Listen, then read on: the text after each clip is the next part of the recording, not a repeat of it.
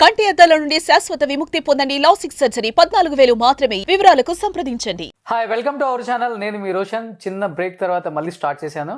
So choreographers చాలా మందిని మనం ఇంట్రూవ్ చేసాం. అట్ ది సేమ్ టైం వాళ్ళ హోమ్ టూర్స్ కూడా చేసాం. సో చాలామంది కొరియోగ్రాఫర్స్ని మాస్టర్ అంటూ ఉంటారు. బట్ కొంతమంది మాస్టర్స్ ఏంటి అంటే తెర వెనక వాళ్ళు ఏం చేయలేకపోయినా కానీ తెర ముందు చాలా ముందుండి నడిపిస్తుంటారు అనమాట. అలాంటి మాస్టర్లలో ముందుండే నటరాజ్ మాస్టర్ చాలా షోలలో మనం జడ్జిగా కూడా చూసాం.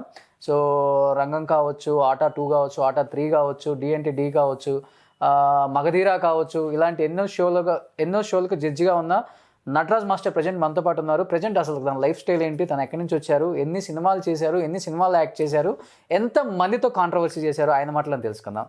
Hi master. హలో, ఎలా ఉన్నారు? సూపర్. సో నటరాజ్ మాస్టర్ అనగానే చాలామంది గుర్తొచ్చేది ఏంటంటే షోలలో జడ్జికి కనపడతారు మాకు. మంచిగా హీరోయిన్ పక్కన మంచి కాస్ట్యూమ్ వేసుకొని మంచిగా రెడీ అయిపోయి షో అయిపోయేలోపు ఆ హీరోయిన్ పడేద్దాం అన్న రేంజ్లో కనపడతారు. అది రాంగా అది పెళ్ళయింది కదా. ఓ పెళ్లి ముందు అయితే పడేశారు. నాగార్జున తర్వాత నేనే నాగార్జున ఇండస్ట్రీలో. సో ఇండస్ట్రీకి వచ్చి 22 years అయిపోయింది ఆల్మోస్ట్. ఇప్పటి వరకు నటరాజ్ మాస్టర్ ఇంటర్వ్యూ ఒక్క దాంట్లో కూడా లేదు, ఎక్కడా కూడా లేదు. ఎందుకని ఇంటర్వ్యూస్ ఇవ్వటం ఇష్టం లేదా, లేకపోతే మీ లైఫ్ స్టైల్ ఇలానే ఉండిపోయిద్దా? అలా అని కాదు, నేను కష్టపడి పైకి వచ్చాను. అంటే అందరు కష్టపడి పైకి వస్తారు, కానీ నాకు కొద్దిగా ఎవడన్నా ఎక్కువ చేస్తే ఈడు ఎక్కువ చేస్తున్నాడని నేనే అంటాను. బట్ నేను చేస్తే ఇంకోటి ఎవడ అనొద్దు అనే ఒక పాయింట్లోనే నేను ఎందుకు ఇప్పుడు అవసరమా అనే పాయింట్లో. కానీ ఇప్పుడున్న సిచ్యువేషన్లో సోషల్ మీడియా చాలా ఇంపార్టెంట్. ఓకే, అది 22 years తర్వాత తెలిసింది అది. అప్పటికి చాలా లాస్ అయిపోయింది. ఓకే, బట్ నేను ఇన్ని సంవత్సరాల నుండి నేను 22 years అయింది కదా, 10 years 5 years ముందు వచ్చిన వాళ్ళు కూడా, 2 years ముందు వచ్చిన వాళ్ళు కూడా సోషల్ మీడియా ద్వారా ముందుకెళ్ళిపోయారు. ఓకే, బట్ నేను మాత్రం తెర వెనకే ఉన్నాను. అంటే ఎన్నో షోలు చేశాను, ఎన్నో రియాలిటీ షోలు చేశాను, ఎన్నో పెద్ద పెద్ద అవార్డ్ ఫంక్షన్స్ చేశాను, అన్ని ఛానల్స్లో పనిచేశాను. ఓకే. కాకపోతే ఏంటంటే ఒకటే ప్రాబ్లం ఏంటంటే నా గురించి ఎప్పుడూ నేను చెప్పండి అని చెప్పడం కానీ, నేను ఇది చేశానని చెప్పడం కానీ ఏ రోజు ఎవరితో మాట్లాడలేదు. ఓకే. చాలామంది కొరియోగ్రాఫర్స్ ఏం చేస్తారంటే నా పేరు చెప్పు, నా ఇది చెప్పండి, పెద్ద పెద్ద యాంకర్స్తో మాట్లాడారా? అలాంటి వాళ్ళు కూడా ఉన్నారా? ఉన్నారు. నాకు ఇష్టం. 1-2 పేర్లు చెప్తారా? ఇప్పుడు అలా నేను మాట్లాడతాను కాబట్టి నా వైఫ్ నన్ను ఎక్కడికి పంపించలేదు, ఎందుకంటే ఏది మాట్లాడినా డైరెక్ట్ మాట్లాడేస్తాను. ఓకే. అందుకనే నన్ను ఎక్కడ వెళ్ళకుండా నన్ను ఆపింది, ఎందుకంటే నేను డైరెక్ట్ ఫేస్ టు ఫేస్ ఉంటుంది. సో ఇండస్ట్రీలో నిజాలు మాట్లాడితే ఎక్కువ రోజులు ఉండరు, అబద్ధాలు మాట్లాడితే ఎక్కువ రోజులు సస్టైన్ అవుతారంటే నిజమేనా అది? మరి అది కరెక్టే. అది కరెక్ట్ కాబట్టే నేను ఈరోజు వరకు వెనకాల బ్యాక్లో ఉన్నాను, ఎందుకంటే స్ట్రైట్ హైవే మాట్లాడుతాను కాబట్టి. ఇప్పటికి కూడా నటరాజ్ మాస్టర్ ఒక్క సినిమా కూడా కొరియోగ్రఫీ చేయలేదంటే మీకు ఇంట్రెస్ట్ లేదా, లేకపోతే మీకు ఆఫర్స్ రాలేదా? లేదు, నేను ఫస్ట్ వచ్చింది హీరో అవుదామని. హీరో అవుదామని ఈ ఇండస్ట్రీకి వచ్చి కొరియోగ్రాఫర్ అయిపోయా బై మిస్టేక్. బతుకు తెరువు గురించి కొరియోగ్రాఫర్ అయ్యాను. ఆ కొరియోగ్రఫీలో ఏంటంటే చాలా కష్టాలు పడ్డా.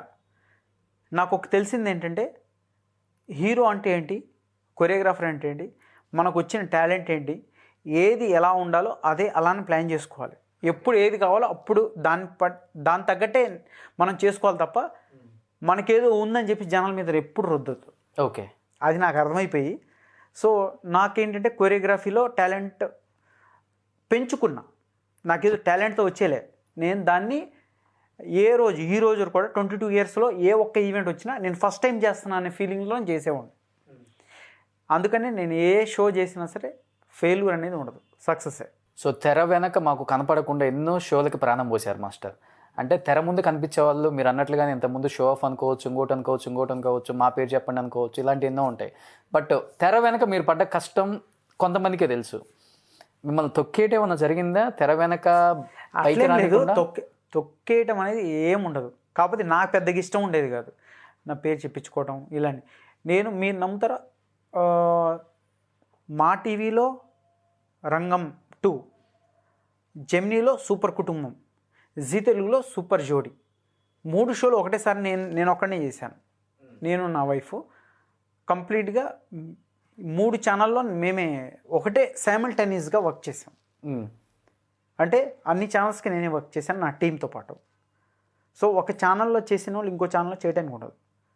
బట్ నేను 3 ఛానల్లో కలిపి మేమే వర్క్ చేసాం.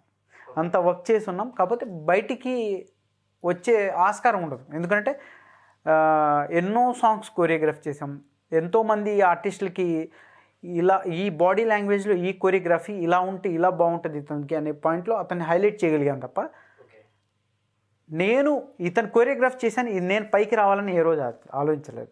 సో మాస్టర్, ఇప్పుడు మ్యాక్సిమం హీరోయిన్స్ ఎలా ఉంటారు అంటే హీరోస్తో వర్క్ చేసేటప్పుడు చాలా కంఫర్టబుల్ ఉంటారు, కొంచెం రిచ్గా ఫీల్ అవుతుంటారు. అంటే స్క్రీన్ మీద పెద్ద హీరోతో వర్క్ చేస్తున్నాం, కొన్ని కోట్ల మంది చూస్తారు మనల్ని, మనకంటూ ఒక స్పెషల్ ఇది వస్తుంది బయట పేరు అనుకుంటారు. బట్ ఈవెంట్లకు వచ్చేసరికి కంప్లీట్గా హీరోయిన్స్ కంప్లీట్గా మీలాంటి మాస్టర్లతోనే వర్క్ చేయాలి.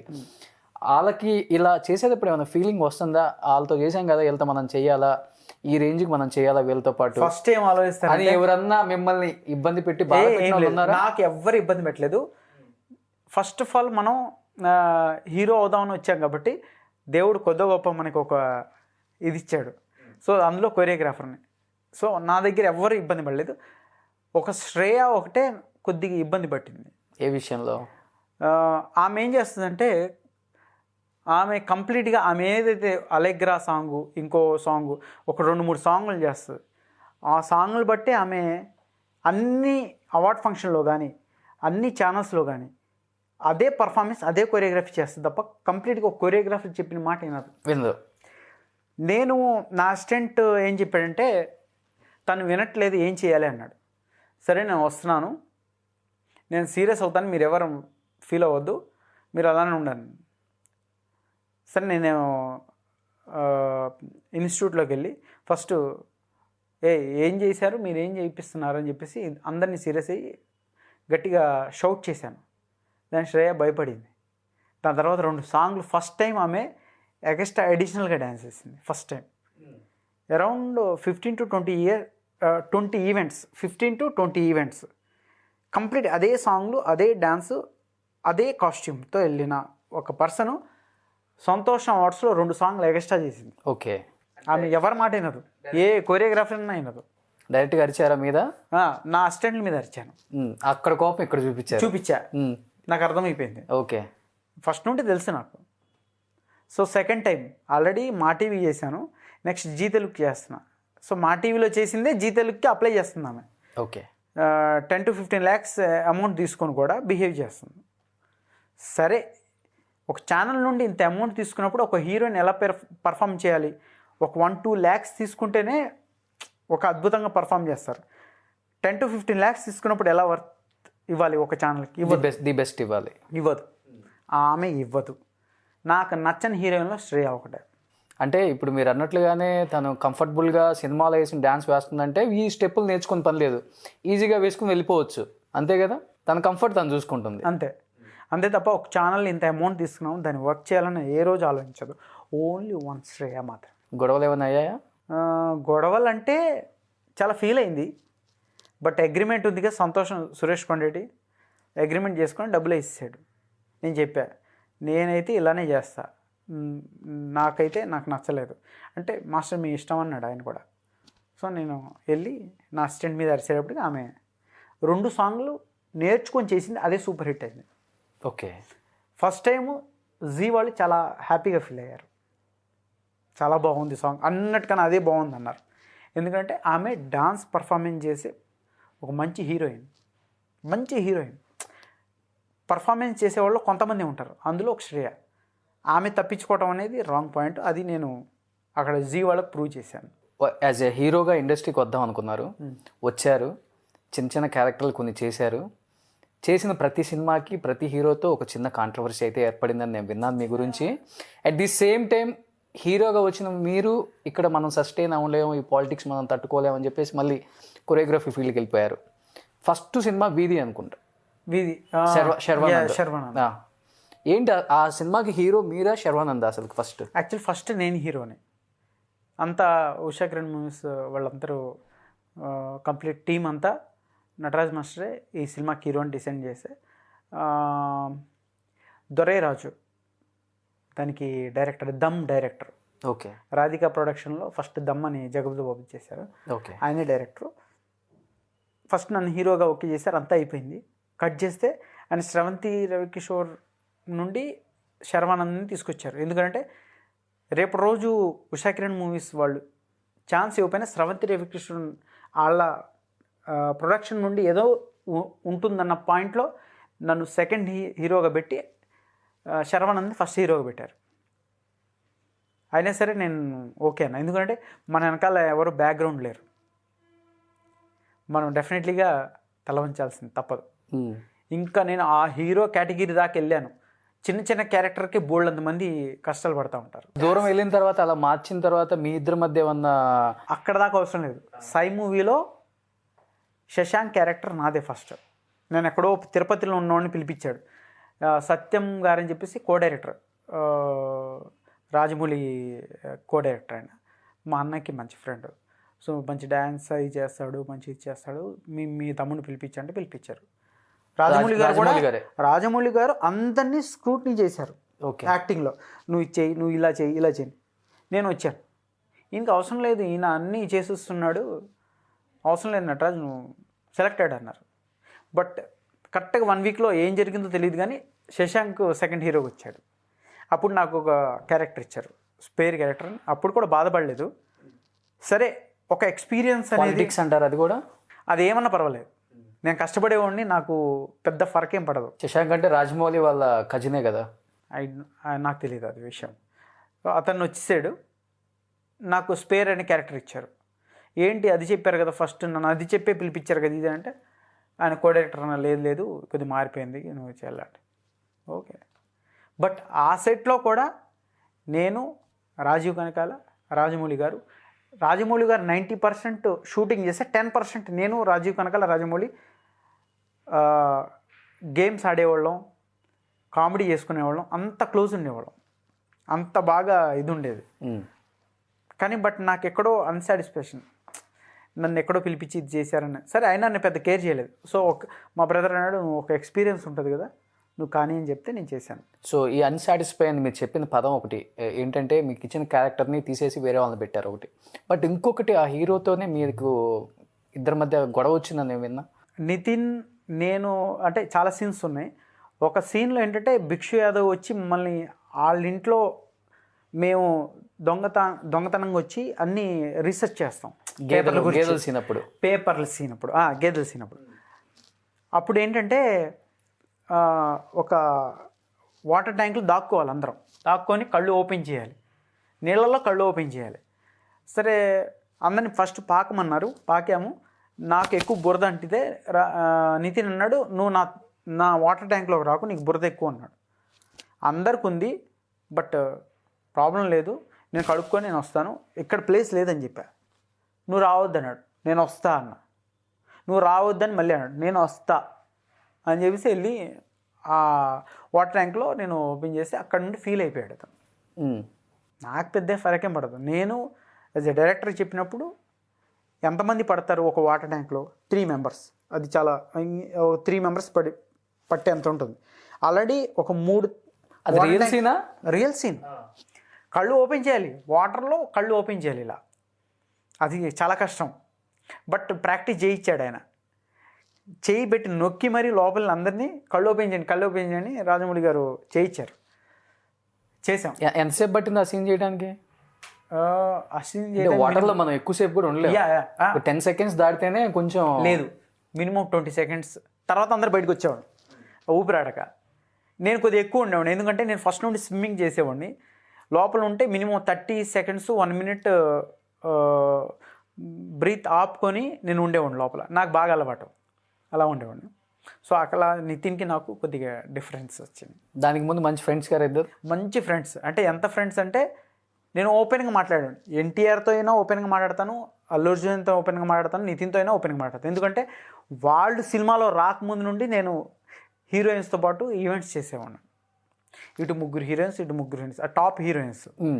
వాళ్ళు ఇంకా అప్పటికి సినిమాల్లో రాలేవరు. బట్ ఇద్దరు ఎప్పుడు మధ్యలో కలుసుకుంది లేదా? మీరు ఎప్పుడు కలుసుకుంది లేదు.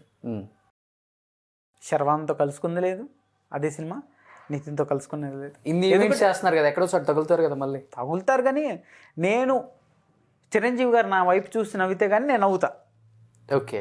ఎందుకనంటే నాకు ఒక యాటిట్యూడ్ ఉంటుంది, ఏంటంటే నేను కష్టపడి వచ్చా, చిరంజీవి గారు కూడా కష్టపడి వచ్చారు.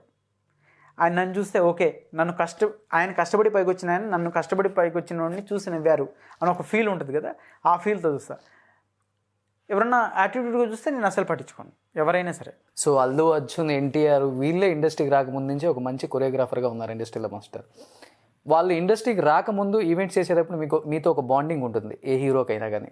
మీకు బాగా గుర్తుండిపోయే మెమరబుల్ మూమెంట్ ఏంటి లైఫ్లో? ప్రభాస్ది ఫస్ట్ పాయింట్ చెప్తానంటే, నేను ప్రభాస్తో చక్రం చేశా.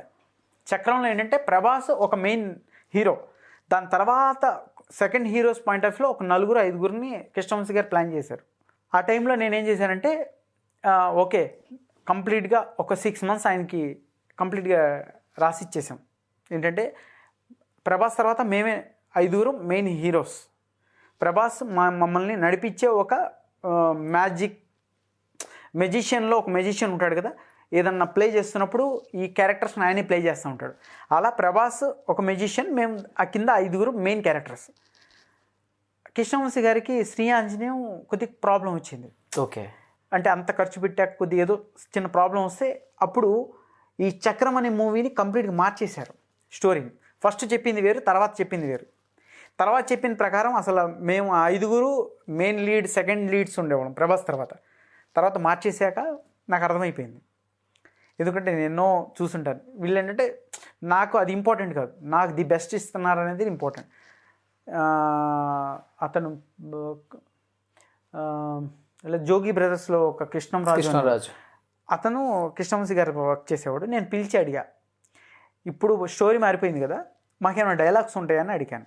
ఓకే, ఉండవమ్మా, నేను చూసి చెప్తా, నీకు ఏదైనా ఉంటే చెప్తా అన్నాడు. నేను ఒక 5 minutes టైం ఉంటే నాకు చిన్న పని ఉందని చెప్పా. నాకు అప్పటికే అర్థమైపోయింది స్టోరీ. ఇక నన్ను ఇదేదో తేడా కొట్టేటట్టుంది, టైం వేస్ట్ చేసేటట్టున్నారు అని చెప్పేసి నేను జంప్ అయిపోయా. ఓకే, ఎందుకంటే నేను చాలా బిజీ ఆ టైంలో, చాలా అంటే చాలా బిజీ. నేను వెళ్ళిపోయి నా ఈవెంట్స్ బిజీలో ఉండిపోయా. నా ఫోను వాళ్ళు ఎవరు ఫోన్ చేసినా ఫోన్ ఎత్తలేదు. కృష్ణవంశీ గారికి ఈగో ఎక్కువైపోయింది. అప్పుడు మీ మీద, నా మీద. కృష్ణవంశీ సినిమాను వదిలేసి వెళ్ళిపోయాడంటే వీడేంటి అని చెప్పేసి ఆయన పగ్గ పెట్టుకున్నాడు. ఆ లొకేషన్లో అందరు ఫోన్ నుండి ఫోన్ చేయడం మొదలుపెట్టాడు. నేను ఎవరి ఫోన్ ఎత్తట్లే. ఇక ఏం చేయడంటే షెడ్యూల్ బ్రేక్ వచ్చాక ఆఫీస్ ల్యాండ్లైన్ నుండి ఫోన్ చేయించాడు. ప్రభాస్తో పాటు చేసే ఫ్రెండ్స్ క్యారెక్టర్స్కి ఎవరైతే ఉన్నారో వాళ్ళకి ఫారెన్లో సాంగ్ ఉంది అని. ఓకే, అట్లన్నా వస్తారని ఆఫీస్కి పిలిపించి నన్ను తిడదామని ప్లాన్ చేశాడు. మేనేజర్ ఫోన్ చేసి ఇట్లా ఉంది, నువ్వు రావాలి, నీకు పాస్పోర్ట్ ఉందా అన్నాడు. మొన్నే చేయించాను అన్న. నాకు అప్పటికి అర్థమైపోయింది. మనకి ఇంకా ఎక్కువ కకృతి అప్పుడు. నాకు తెలీదా ఇవన్నీ, నేను కష్టపడి వచ్చి ఇవన్నీ చూసి చాలా ముందే చేయించేసాను, రెడీగా ఉంది అన్న. వచ్చేసరి పొద్దునే పాస్పోర్ట్ తీసుకున్నాను. ఓకే అని స్విచ్ ఆఫ్ చేసా వాళ్ళు పడే. ఆయన కోపం అంటే నిజంగా కృష్ణవంశీ అనే డైరెక్టర్ సూపర్ డైరెక్టర్, నేను ఆయన పెద్ద ఫ్యాన్ని. అది చూసే నేను ఇవన్నీ వదిలేసి ఆయన దగ్గరికి వస్తే ఫస్ట్ చెప్పింది వేరు, సెకండ్ మారిపోయినప్పుడు చెప్పలేము. అందుకే సినిమానే మారిపోయింది, మొత్తం సినిమానే మారిపోయింది. ఆ చక్రం అనే సినిమా ఆయన హిస్టరీలో లేకుండా పోయింది. టు బి ఫ్రాంక్ చెప్తున్నాను నేను. ఎందుకనంటే కొన్ని కారణాలు చెప్పలేం. నేను చూస్తా. ఏంటి చూసి 2 చెప్పండి. కృష్ణవంశీ సినిమా అనగానే అందరూ మార్నింగ్ 6 o'clock అంటే 6 o'clockకి అక్కడ ఉండాలి. మేము ముందే వెళ్ళే టైంలో ఫోన్ చేసేవాళ్ళు. లేదు ఈరోజు షూటింగు అని చెప్పేవాళ్ళు. అంత దూరం వెళ్ళి మనం రిటర్న్ వచ్చేసేవాళ్ళం. లొకేషన్కి వెళ్ళాక సమ్ హీరోయిన్ వచ్చేది, ఏమే షార్ట్సే ఉంటాయి, మీకు కూర్చోండి అని చెప్పేవాళ్ళు. ఏం ఉండేది కాదు, 2 days అయినా 3 days అయినా షార్ట్స్ ఉండేవి కావు. అర్థమైపోయింది నాకు. పేరు చెప్పను, హీరోయిన్ పేరు చెప్తారులే మీరు. నేను చెప్పను. నేను ఒకప్పుడైతే చెప్పేవాడిని, ఇప్పుడు చెప్పను. చెప్పేవాళ్ళు అందుకే నటరాజ్ మాస్టర్ అంటే చెప్పడమే. బట్ మారాలి, అసలు ఉండదు మీ. అప్పుడప్పుడు మారాలిగా, నేను కూడా మారాలి కదా. నేను చెప్పనని చెప్పాను. ఓకే, నేను చెప్పాను కదా. లొకేషన్ రాగానే సీన్ మారిపోయేది. ఓకే, ఏదైతే ప్రోగ్రామ్ చెప్పినప్పుడు ఒక ఆర్టిస్ట్కి ఆ టైంలో వాళ్ళ సీన్ నడవాలి, నడిచేది కాదు. అలా 3 days 4 days చూసా. నాకు అర్థమైపోయి నేను కంప్లీట్గా సినిమాని అవాయిడ్ చేసాను. అందుకే నేను తక్కువ సీన్స్లో ఉంటాను నేను అందులో. మీరే ఇన్ని విధాలుగా ఇబ్బంది పడ్డారు ఆ సినిమాకి. మరి దాంట్లో ఒక మేజర్ పిల్లర్ హీరోగా చేస్తున్న ప్రభాస్ ఎలా ఫీల్ అయ్యాడు అసలు? ఆయన నిజంగా గ్రేట్. నిజంగా ఆయన ఒక డైరెక్టర్ని గుడ్డిగా బ్లైండ్గా నమ్ముతాడు, చాలా బ్లైండ్గా నమ్ముతాడు. లేదు, నాకు నా హెయిర్ స్టైల్ అంటే చాలా ఇష్టం ఆయనకి. ప్రభాస్కి డార్లింగ్ నీ హెయిర్ అంటే భలే ఉంటుంది డార్లింగ్ అనేవాడు. ఫస్ట్ టైం ఆయన పౌర్ణమి షూటింగ్ 7 acres జరిగింది. ఇది ఫస్ట్ టైం కాదు, మీన్స్ పౌర్ణమి సినిమా 7 acres కాదు, పైన అన్నపూర్ణ స్టూడియోలో 4th floor జరిగింది. నేను అప్పుడే ఛత్రపతి ఫస్ట్ రిలీజ్ రోజు చూసింది అతడు ఛత్రపతి. నేను ఏ సినిమా చూడలేదు. ఛత్రపతి చూసి నేను వచ్చి చెప్పా, ఎందుకంటే నాకు మా ఇద్దరికి ఇది ఆ సినిమా చక్రంలో క్లోజ్నెస్ ఉంది కదా, ఉన్నప్పుడు బాగా క్లోజ్ అనమాట. ఆ తర్వాత నేను ఇక్కడికి వచ్చా, మా బ్రదర్ అక్కడ అసోసియేట్ డైరెక్టరే చేసేవాడు. సో నేను అక్కడికి వెళ్ళినప్పుడు కలిశాడు. నువ్వు బిలీవ్ చేస్తావో లేదో, ఛత్రపతి సినిమా నీ లైఫ్లో ఒక్క మేల్ రాయని చెప్పా. చెప్పు డార్లింగ్ నిజంగా నా. అప్పుడే ఏ షాట్ అంటే పౌర్ణమిలో తబలా కొడుతూ విలన్ని కొట్టడం, అదే షాట్. ప్రభు మాస్టరు చార్మి అక్కడ ఉన్నారు, నేను వెళ్ళా అనమాట. ఎంత సంతోషపడ్డాడు ఆయన, సీరియస్గా. నీ లైఫ్ ఇంకా అసలు నాకే హెయిర్ స్టైల్ వేసినాయి, అలాంటి సినిమా నువ్వు లైఫ్లో ఇంకెప్పుడు చేయలేవు, అంత అద్భుతమైన సినిమా అని చెప్పాను. బాహుబలి చేశారు కదా, ఎప్పుడు ఛత్రపతి ఎప్పుడు బాహుబలి. ఓకే, బాహుబలికి ఛత్రపతికి చాలా తేడా ఉంది. ఛత్రపతి వరకే నేను ఆయన కనెక్ట్ ఉన్నాం, దాని తర్వాత నా బిజీ నేను ఉన్నాను, ఆయన బిజీ ఉన్నాను. నేను బాగా మా ఇద్దరికి ఒక అండర్స్టాండింగ్ ఉంటుంది. లొకేషన్స్లో కానీ బాగా విలువ ఇచ్చేవాడు ఆయన. ఓకే, చాలా మంచి పర్సన్ ప్రభాస్. యాటిట్యూడ్ అనేది ఉండదు, ఎవరిని ఎంత బాగా పలకరించేవాడు అంటే అంత బాగా పలకరించేవాడు. సో లొకేషన్లో బాగా కలిసి ఉన్నారు కాబట్టి మీ ఇద్దరు బాగా చేసిన ఒక మంచి కోతి పని ఏంటి? కోతి పని ఏం లేదు, ఈ రాకేష్ మాస్టరు కొరియోగ్రాఫర్. దేనికి, ఏ సాంగ్కి? ఫస్ట్ ఆయన చక్రం మూవీలో ఫస్ట్ దిగంగానే మేము మందు కొట్టి ఒక 5 ఫ్రెండ్స్ డ్యాన్స్ చేస్తూ ఉంటే ఆయన ఆటోలో దిగి ప్రభాస్ మాతో పాటు డ్యాన్స్ చేయాలి. ఆ మూమెంట్ కంపోజ్ చేస్తుంటే ఆయన చెప్పారు, నటరాజ్ మాస్టర్ లాగా అయితే మేము చేయలేము, మాకు కొద్ది చూసి కంపోజ్ చేయని రాకేష్ మాస్టర్ చెప్పాడు. అలా కాదు, మీకు కొద్ది మూమెంట్లు తక్కువ ప్లాన్ చేసి చెప్తాను అని అన్నాడు. నేను అమ్మ ప్రభాస్కి మనకి అంత దృష్టి ఉందా అనే ఆలోచన కూడా మనకి ఉండదు, ఎందుకంటే అప్పటికీ ఆయన ఒక ఎస్టాబ్లిష్డ్ హీరో. నేను అలా నుంచి అబ్బో వీళ్ళంతా ఇంత ఆలోచిస్తారా లెజెండ్ పర్సన్స్ అని ఆలోచించాను. So after he become a national star, international star, ఏమైనా టచ్లో ఉన్నారా ఇప్పుడు? లేదు, నేను ఎప్పుడు ఎవరికి ఎన్టీఆర్ క్లోజే, అల్లు అర్జున్ క్లోజే, నితిన్ క్లోజే, శర్వానంద్ వీళ్ళందరూ నాకు ఆల్మోస్ట్ క్లోజే. కానీ నేను ఎవరి దగ్గరికి వెళ్ళి నేను స్వయంస్ అని నేను ఎప్పుడు మాట్లాడను, కలిసి అంతవరకే. ఎందుకంటే ఎవరు ఎలా ఏ యాటిట్యూడ్లో ఉంటారో మనకు తెలియదు కదా, నాకు ఇష్టం ఉండదు. ఎందుకంటే కష్టపడి వచ్చిన వాడికి ఒక యాటిట్యూడ్ ఉంటుంది, ఆ యాటిట్యూడ్ ఫ్యామిలీతో వచ్చిన వాళ్ళకి ఒక యాటిట్యూడ్ ఉంటుందా? ఆ రెండు చూసారా ఇండస్ట్రీలో? ఫ్యామిలీ బ్యాక్గ్రౌండ్తో వచ్చిన హీరో అది మనం మాట్లాడలేం. ఒక విషయం చెప్తా, ఫ్యామిలీ బ్యాక్గ్రౌండ్ అయినా ఏ బ్యాక్గ్రౌండ్ అయినా ఆడియన్స్ టాలెంట్ ఉండేనే ఎంకరేజ్ చేస్తారు. ఇప్పుడు దాసేంద్ర గారు ఉన్నారు, చాలా లెజెండరీ డైరెక్టర్, ఆయన మించి డైరెక్టర్ ఎవరు లేరు. బట్ వాళ్ళ సన్ని ఆయన నిలబెట్టుకోలేకపోయారు.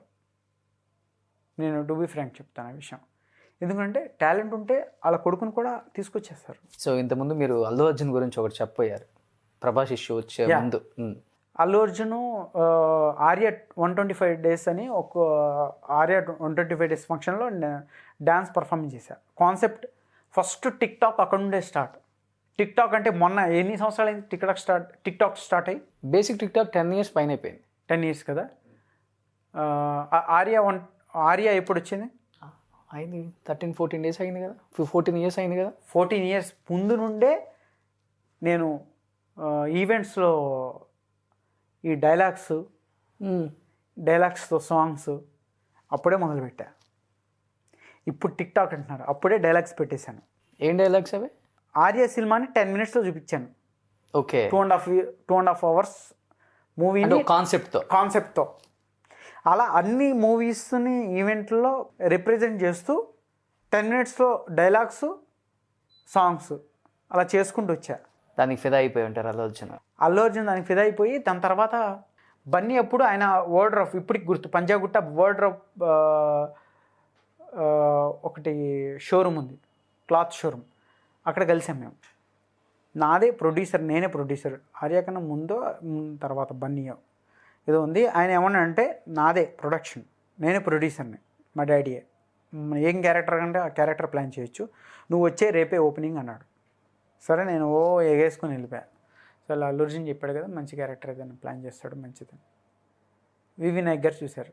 వివి నాయక్ గారి దగ్గర తీసుకెళ్ళి నటరాజ్ తెలుసుగా, నటరాజ్ నాకేం తెలీదు, దాంట్లో మంచి క్యారెక్టర్ ప్లాన్ చేయండి, ఈ రోజు నుండి షూటింగ్ ఏదైనా ప్లాన్ చేసి సెట్ చేయండి అని వెళ్ళిపోయాడు. వివి నాయక్ గారు పిలిచారు పక్కకి, ఇట్రా అని. అన్నపూర్ణ స్టూడియో, ఇంత పెద్ద చక్రం ఉంటుంది అన్నపూర్ణ స్టూడియోలో, ఒక చెట్టు కింద ఇటు సైడ్, అక్కడ పిలిచాడు. ఇది హీరో ఫేసు, అల్లు అర్జున్ పక్కన అందరూ ఒకసారి చూడు ఒకసారి ఎలా ఉన్నారో అన్నాడు. చూశాను, వాడు ఇలా ఉన్నాడు, ఒక హెయిర్ పెంచుకున్న నాలుగు, వాళ్ళలో నువ్వు ఏమైనా సెట్ అవుతావా అన్నాడు. లేదు బన్నీ పిలిచాడు, నేను వచ్చాను. నువ్వు హీరో మెటీరియల్, నువ్వు చేయకు, నా మాటిని అర్జెంట్కి వెళ్ళిపో, నేను ఏదో ఒకటి చెప్తా, బట్ ఇందులో నువ్వు వెళ్ళావా నీ లైఫ్ మొత్తం ఇందులో ఉండిపోద్ది, నువ్వు హీరోగా ముందుకు రాలేవు, నువ్వు వెళ్ళిపో అన్నాడు వినాయక్. నేను ఇమ్మంటే ఇందులో ఏదో క్యారెక్టర్ పెట్టి 10 డైలాగులు నీకు పెడతా, టెన్షన్ లేదు, బట్ నువ్వు అర్జెంట్గా వెళ్ళిపో ఇక్కడ నుండి, నేను ఏదో ఒకటి చెప్పేస్తా అని చెప్తే నాకు ఉండి వెళ్ళిపోయా. అల్లు అర్జున్ కూడా చెప్పలే, వెళ్ళిపోయా. ఇక అదే లాస్ట్ అల్లు అర్జున్ కలవడం. నేను ఎందుకని వద్దనుకున్నారా, క్యారెక్టర్ ఆర్టిస్ట్గా వద్దనుకున్నారా? ఇప్పుడున్న హీరోలు కూడా చాలా నాకేం కావాలో నాకే తెలియలేదు, సపోర్టింగ్ క్యారెక్టర్స్ చేసి ఎక్కువ ఎస్టాబ్లిష్ అవుతున్నారు. నాకు లేదు అప్పుడు ఫ్రెండ్స్లో ఆయన స్టోరీ ప్రకారం ఫ్రెండ్స్కి ఎక్కడ స్కోప్ లేదు ఆ మూవీలో. ఫ్రెండ్స్ లాగా ఉంటారు, 4-5 డైలాగులు ఉంటాయి, ఓకే, పెద్దగా ఏం ఉండదు దాంట్లో. ఆ స్టోరీ మీరు చూసే ఉంటారు బన్నీ, దాంట్లో పెద్ద మ్యాటర్ ఏమి ఉండదు. అదే వాస్తవంగా వివి నాయక్ గారు చెప్పారు నాకు, ఏదైనా మంచి క్యారెక్టర్ ఉందనుకో నేనే చెప్తా, అంటే వెనక జూనియర్ ఆర్టిస్ట్ లాగా నిలబడిపోవాలి అంతేనా? 2-3 డైలాగులు ఉంటాయి అంతే, మించి దాంట్లో నీకు ఏం హ్యాపీ ఉంటుంది అని అడిగాడు. నువ్వు ఇక్కడే ఉండిపోతావు, నువ్వు ముందుకెళ్ళావు, నువ్వు వద్దు నా మాట ఏమో అన్నాడు. నా చేతులారగా నీ కెరీర్ని నేను అనవసరంగా ఒక క్యారెక్టర్ ఆర్టిస్ట్ కూడా కాదు, ఒక బ్యాక్గ్రౌండ్ ఆర్టిస్ట్గా డిజైన్ చేసినట్టు అవుద్ది, వద్దు అన్నాడు. ఎస్పెషల్లీ మీరు ఇంతమంది హీరోలతో ర్యాప్ ఉంటుంది కాబట్టి ఏ హీరోనైనా అడగటం జరిగిందా, మంచి సపోర్టింగ్ క్యారెక్టర్స్ కోసం కావచ్చు, ఫ్రెండ్ రోల్స్ కోసం కావచ్చు? సుకుమార్ గారు ఆర్యకి అడిగారు, అప్పుడు మంచి నవదీప్ క్యారెక్టర్ కూర్చోబెట్టి ఒక 10 scenes ఉంటాయి, మాస్టర్ రండి కూర్చోండి అది ఇది అని ఆయన బాగా రెస్పాన్స్ ఇచ్చారు. ఇదేంటి నేను డైరెక్టరు ఈ సినిమాకి, దిల్ రాజు ప్రొడ్యూసరు కూర్చోబెట్టి 10 scenes ఉంటాయి, మంచి క్యారెక్టర్ అది 10 scenes అంటే అప్పటికి నాకు తెలీదు, 10 scenes అంటే ఏమో ఉంటుంది ఏదో అనుకున్నా. ఇప్పుడు 10 scenes అంటే తర్వాత చెప్పాడు ఈ క్యారెక్టర్ ఇది. ఆయన నా 4th floorలో ఉండేవాడు, నేను శ్రీనగర్ కాలనీలో ఉన్నప్పుడు ఆయన 4th floorలో, నేను 1st floorలో ఉండేవాడు. సుకుమార్ గారు అంతకు ముందు నుండే నా ఈవెంట్లో ఆయన చూసేవాళ్ళు, ఆయన బాగా ఇంపార్టెంట్ ఇచ్చేవాళ్ళు, చాలా మంచి వ్యక్తి. సుకుమార్ అనేది ది బెస్ట్ పర్సన్ అనమాట. ఇస్తానంటే కూడా నాకు ఎందుకు నేను డేర్ చేయలేకపోయాను, అంటే సినిమా ఇండస్ట్రీని ఎక్కువ నమ్మలేకపోయాను నేను. ఎందుకంటే సై తగిలిన దెబ్బకి నేను పెద్దగా రియాక్ట్ అవ్వలేకపోయాను దేనికి కూడా. ఒక సై మూవీ వల్ల నేను కంప్లీట్గా వదిలేయటం జరిగింది. నేను హీరోగా వస్తే తప్ప రియాక్ట్ ఎక్కడ అవ్వలేదు. ఓకే, అక్కడ కూడా రాజకీయాలు ఉన్నాయి. ఏంటి ఇండస్ట్రీలో ఇన్ని రాజకీయాలు ఉన్నాయా మాస్టర్? ఒకటి బ్యాక్గ్రౌండ్ ఉండాలి, బ్యాక్గ్రౌండ్ టాలెంట్ ఉండాలి, అది వేరే విషయం. డబ్బు ఉండాలి. ఈ సినిమా మిస్ అయితే ఇంకో ప్రొడ్యూసర్ ఇచ్చేటట్టు ఉండాలి. నాలాంటి వాడికి ఇస్తే ఏముంటుంది, లేకపోతే హీరోయిన్ అయి ఉండాలి మీరు. అది నేను మాట్లాడలేను దాని గురించి, అది నేను మాట్లాడలేను దాని గురించి. నేను నో కామెంట్స్. ఇండస్ట్రీలో ఉందా అసలు కమిట్మెంట్? నేను అవన్నీ అస్సలు పట్టించుకోను, నా పని నేను. పోనీ కొరియోగ్రఫీ ఫీల్డ్లో కూడా ఎక్కువ ఉంటుంది కదా కమిట్మెంట్స్? లేదు అదేం ఉండదు. నిజమా? అసలు కొరియోగ్రాఫర్ అనేది చాలా కష్టపడి పైకి వచ్చి వాడికి ఆపర్చునిటీ రావటం అనేది చాలా ఇంపార్టెంట్. ఆ వచ్చిన దాన్ని ఇట్లో చేసుకోవాలంటే కొన్ని అడ్డదావాలు కూడా తొక్కాలి కదా. ఉన్నాయంటారు ఇండస్ట్రీలో? అసలు కొరియోగ్రాఫర్ అనేది ఆ పాయింటే కాదు, అసలు దానికి అసలు ఏ రకమైన సంబంధం లేదు. కొరియోగ్రాఫర్ అంటే ఒక మూవీలో కొరియోగ్రఫీ, ఆ కొరియోగ్రఫీ వీడ ఈ కొరియోగ్రఫీ అనేది పాయింటే తప్ప దానికి ఎక్స్ట్రా ఇంపార్టెంట్ అనేది ఉండదు. ఓకే. వాడు డబ్బులు తీసుకున్నాడా లేకపోతే వాడు మంచి సినిమా చేశాడా అనే పాయింటే ఉంటుంది. ఈవెంట్స్లో అంటారా ఈ ఈవెంట్ని ది బెస్ట్ నిలబెడతాడా లేదా లేకపోతే ఇతను ది బెస్ట్ కొరియోగ్రాఫర్ లేదా అనేది ఆలోచిస్తారు తప్ప వేరేదేమి ఉండదు. సో మీ తర్వాత ఇండస్ట్రీకి వచ్చిన మాస్టర్లు ఎంతోమందో బాగా సక్సెస్ అయిపోయారు. సో శేఖర్ కావచ్చు, రఘు కావచ్చు, జానీ కావచ్చు, సత్య కావచ్చు, రాబర్ట్ కావచ్చు, వీళ్ళందరూ డీమ్ నుంచి వచ్చారు. వీళ్ళతో ఎలా ఉంటుంది మీకు ర్యాప్? మిమ్మల్ని గురువుగా భావిస్తారా లేకపోతే గురువు ఎవరు ఇండస్ట్రీకి వచ్చారా వాళ్ళే గురువులా భావిస్తారు తప్ప ఒకళ్ళని గురువుగా ఎవరు భావించరు. అసలు క్వశ్చనే లేదు. ఎందుకంటే ఫస్ట్ ఒకటైతే గ్యారెంటీ చెప్తాను, ఇప్పుడు రెండు రాష్ట్రాలైనా ఒకప్పుడు ఒకటే రాష్ట్రం. ఈ రాష్ట్రం మొత్తంలో ఈవెంట్ చేసేది మాత్రం ఫస్ట్ నేనే. క్యాసెట్ని ఏలుతో తిప్పే టైం నుండి నేనే మొదలుపెట్టా. అప్పుడు ఎడిటింగ్ అంటే ఫస్ట్ నేనే మొదలుపెట్టా. ఈ సాంగ్ నుండి ఆ సాంగ్ వెళ్ళాలంటే క్యాసెట్ని ఇలా తిప్పి పెన్ను పెట్టి రెడీ అనగానే సాంగ్ రికార్డ్ చేసేవాళ్ళు. ఓకే. నెక్స్ట్ ఇంకో క్యాసెట్ పెట్టి ఇలా తిప్పి ఆ సాంగ్ పెట్టి మధ్యలో గ్యాప్ ఉండేది. ఈ లెక్కన మీకు ఒక 50 ఉంటే కలర్ వేసి మెయింటైన్ చేస్తున్నారు కదా. చిచి నేను త్వరగా వచ్చా ఇండస్ట్రీకి. 16 years 17 yearsలో వచ్చా. ఓ స్వీట్ 16. అంతే. అలా 10th క్లాస్ అయిపోగానే వచ్చేసాను హైదరాబాద్కి. ఓకే. సో దానివల్ల ఏంటంటే ఫస్ట్ నుండి ఉన్నాను కాబట్టి అలా ఉంది. కానీ ఏజ్ తక్కువే. మీరు కూడా రాకేష్ మాస్టర్ లాగా ఏదైనా హీరోలకు డాన్సులు నేర్పించారా? ఓ మై గాడ్, ఆయన గురించి నాకు చెప్పకండి. ఇంటికి పోయి మీరు కూడా నేర్పించుంటారు. 22 సంవత్సరాలు తిప్పే దగ్గర నుంచి ఉన్నారంటే. లేదు, ఆయన తిప్పుడు వేరు, మీ తిప్పుడు ఏంటి? ఆయన తిప్పుడు వేరు. ప్లీజ్ దయచేసి ఆయనతో కంపేర్ కూడా అల్లు అర్జున్కి, ప్రభాస్కి లేకపోతే చిరంజీవి నేను ఎవరికి నేర్పించానని చెప్పలేదు. వాళ్ళతో నాకు ర్యాప్ ఉందంతే. అంతే తప్ప వాళ్ళకి నేర్పించే వీళ్ళు నేర్పించే ఫేక్ మాటలు వద్దు. ఓకే. ఆయన నిజంగా చెప్పాలంటే నేను వచ్చిన కొత్తలో కృష్ణానగర్లో ఒక Rakesh master dance institute something ఏదో ఉండేది. అక్కడ ఆయనే ఉండేవాడు, అలా తెలుసు. బట్ ఆయన బిహేవ్ చేసేది మాత్రం చాలా అగెనిస్ట్గా బిహేవ్ చేస్తున్నాడు. ఒక కొరియోగ్రాఫర్స్కి అగెనిస్ట్గా బిహేవ్ చేస్తున్నాడు. అది చాలా పెద్ద నిజాయితీ అనుకోవచ్చు కదా, పోరాడుతున్నాడు అనుకోవచ్చు కదా. పోరాడతాం అంటే ఏంటి తెలుసండి, బ్లడ్లోనే ఉంటుంది. ఫస్ట్ నుండి మొదలు పెట్టాలి పోరాటం అనేది. అంత అయిపోయింది. మీరే అన్నారు చక్రం సినిమాకి రాకేష్ మాస్టర్ ప్రభాస్కి కొరియోగ్రఫీ చేశారని. చేశాడు, ప్రభాస్కి చేశాడు, అందరికి చేశాడు, మనకి కూడా చేశాడు, అందరికి ఆల్మోస్ట్ అప్పటి స్టార్టింగ్ స్టేజ్లో అంతా చేశాడు, అన్ని హీరోస్కి చేశాడు ఆ టైంలో. బట్ ఇక్కడ ఒకటే ఒక ప్రాబ్లం ఏంటంటే ఆయన సోషల్ మీడియాని దృష్టిలో పెట్టుకొని అందరి మీద వీడిలా అని మాట్లాడటం చాలా పెద్ద రాంగ్. ఓకే. ఫస్ట్ చిరంజీవి గారి గురించి మాట్లాడాడు. చిరంజీవి అది ఇది అని మాట్లాడాడు. చిరంజీవి గారు ₹1 ఇచ్చాడు, ఇలా మెతుకులు వేసాడు, ఇలా మెతుకేసాడు అని మాట్లాడాడు.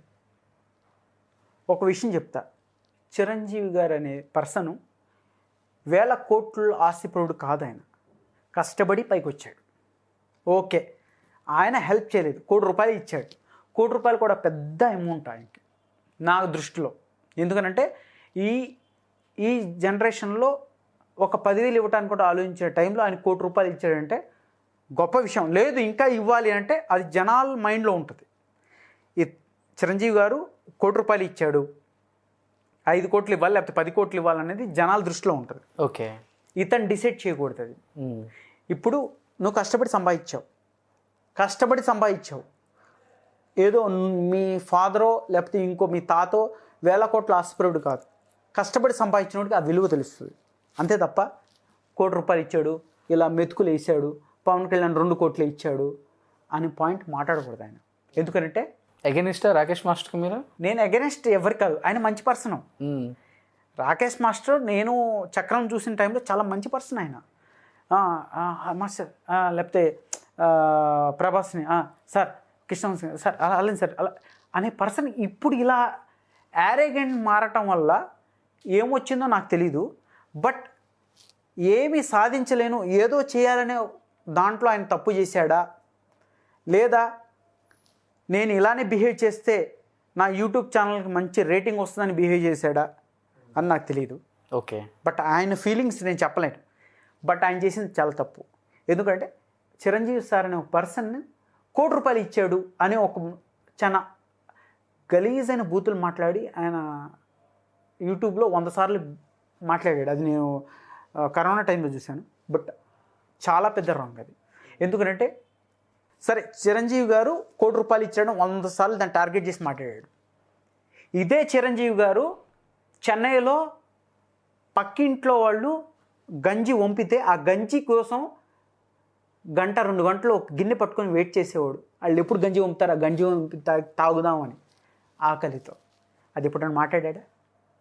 కష్టపడేవాడికే తెలుస్తుంది ఆ డబ్బు విలువ. ఓకే, అవునా కదండి? డెఫినెట్గా. ఆయన ఓకే, సోనూ సూద్ గారు ఇప్పుడు ట్రెండింగ్లో ఉన్నారు. ఆయన అందరికీ హెల్ప్ చేశారు, చాలా మంచి పర్సన్. నిజంగా ఆయన హ్యాట్సప్ చెప్పాలి. బట్ ఈయన చేయలేకపోయారంటే ఈయన వెనకాల సపోర్టింగ్ ఉండి ఇలా చేయి చెప్పేవాళ్ళు ఎవరు లేరేమో. బట్ ఆయన అంతకన్నా మంచోడే చిరంజీవి గారు, ఎందుకంటే ఆయన కష్టపడి వచ్చాడు. బట్ ఆయన వెనకాల ఉండి ఇలా అని చెప్పేవాళ్ళు లేరేమో. మొన్న చూసారు లేదు, బిగ్ బాస్లో ఆయన 10 lakhs అనౌన్స్ చేశారు. డబ్బులు ఉన్నాయి, కాదంటలేదు, కష్టపడి సంపాదించాడు ఆయన.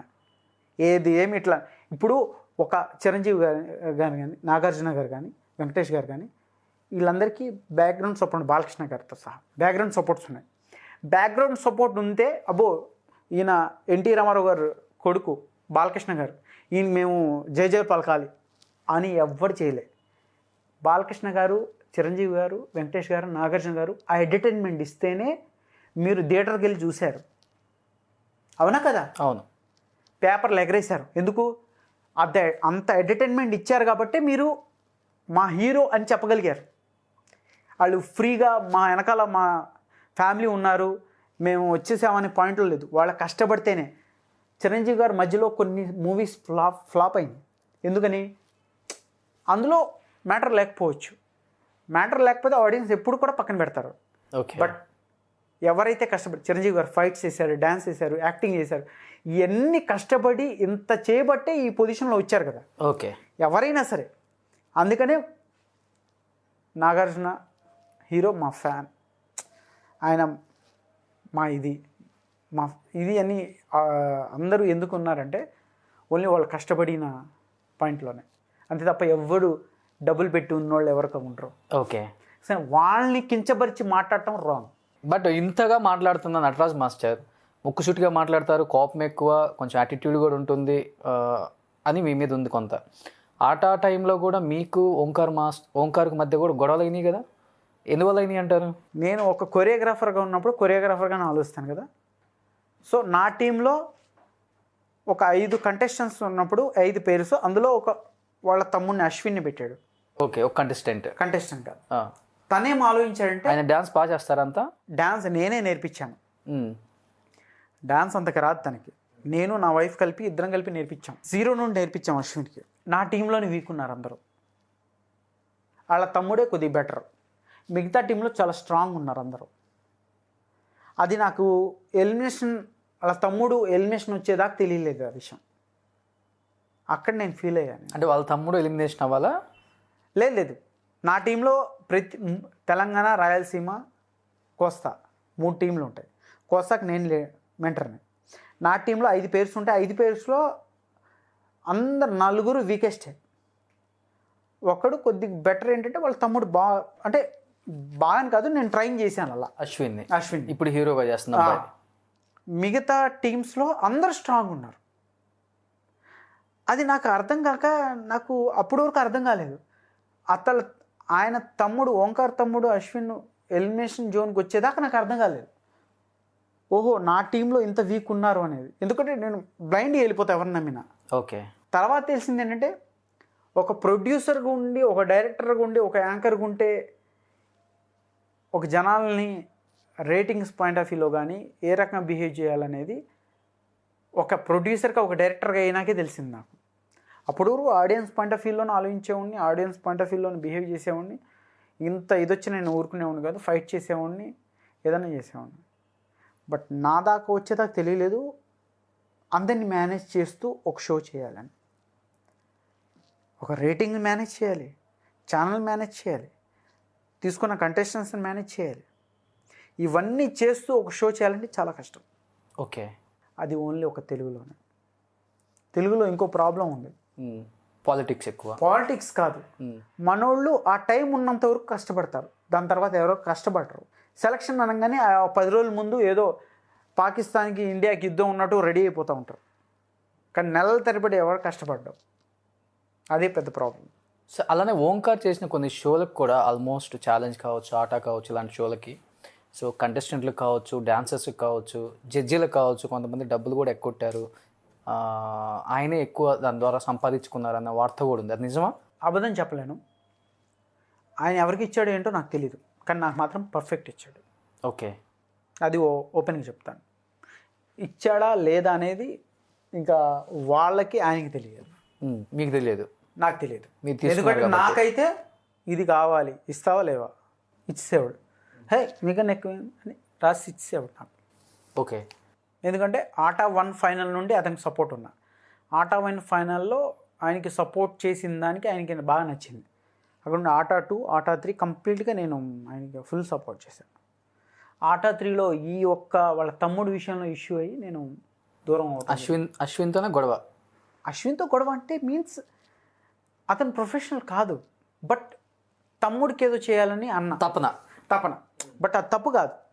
కానీ మిగతా వాళ్ళు 4 టీమ్స్, ఈ 4 పేర్స్ కాకుండా ఇతని తమ్ముడు కాకుండా మిగతా 4 పేర్స్ వీక్ ఉండడం అనేది నాకు నచ్చలేదు. ఓకే, అంతే తప్ప.